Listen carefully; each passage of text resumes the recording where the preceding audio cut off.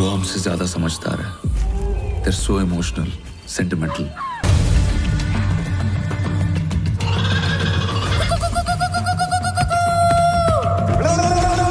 सुन, ये इलाका no development zone है, रिजर्व फॉरेस्ट, यहाँ इंसानों का आना मना है।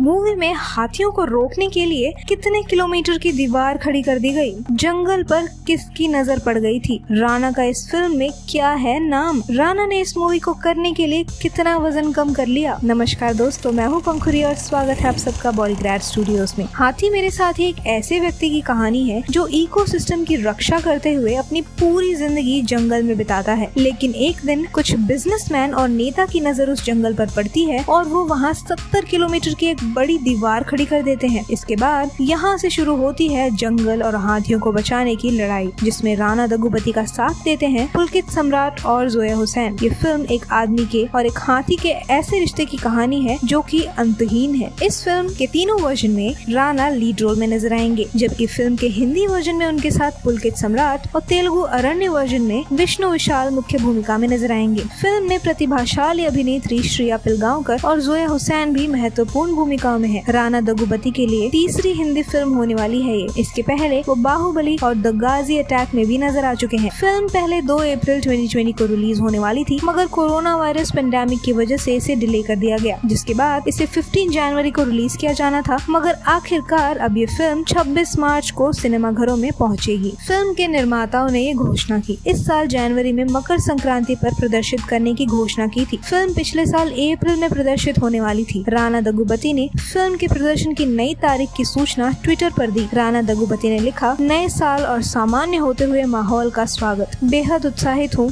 कि हाथी मेरे साथी और कादान 26 मार्च को आपके निकट के सिनेमाघरों में प्रदर्शित होंगी। राणा इस फिल्म में बंदेव नाम के एक व्यक्ति के किरदार को निभा रहे हैं। आपको बता दें कि हाथी मेरे साथी नाम से साल 1971 में बॉलीवुड के पहले सुपरस्टार राजेश खन्ना की फिल्म भी आई थी। इस फिल्म ने उस दौर में कामयाबी के नए रिकॉर्ड्स कायम किए थे। हाथी मेरे साथी 1971 की सबसे बड़ी बॉक्स ऑफिस हिट और क्रिटिकल सक्सेसफुल फिल्म थी। फिल्म में जंगल में रह रहे हाथियों के साथ एक ऐसे शख्स की रिश्ते की कहानी थी जिनके पूर्वज भी इसी से जुड़े थे। हाथी मेरे साथ ही एक ऐसी फिल्म है जो एक आदमी का जंगलों और वहाँ के जानवरों से उसके रिश्ते की इमोशनल कहानी बयां करती है। फिल्म हाथी मेरे साथी की शूटिंग के दौरान हाथियों के साथ मिलकर काम करने का अवसर पाकर राणा दग्गुबाती खुद को भाग्यशाली मानते हैं, जिसे केरल और थाईलैंड के प्रकृति के गोद में शूट किया गया है। इस अनुभव ने उन्हें एक व्यक्ति के रूप में हमेशा के लिए बदल दिया है, क्योंकि यहाँ प्रकृति के बहुत कुछ सीखने के अलावा उन्होंने हाथियों के साथ भी बहुत कुछ सीखा। इन सौम्य प्राणियों से सीखने के लिए बहुत कुछ है, जो न केवल इकोसिस्टम के लिए बहुत कुछ करते हैं, बल्कि वफादारी और दोस्ती का भी बेहतरीन उदाहरण है। इस त्रिभाषी का निर्देशन प्रभा सोलोमन ने किया है, जो कि एक वाइल्ड लाइफ विशेषज्ञ हैं। हाथियों के साथ इतना करीब से काम करने के बारे में बात करते हुए राणा ने कहा, एक बार जब हाथी के साथ आपकी दोस्ती हो जाती है तो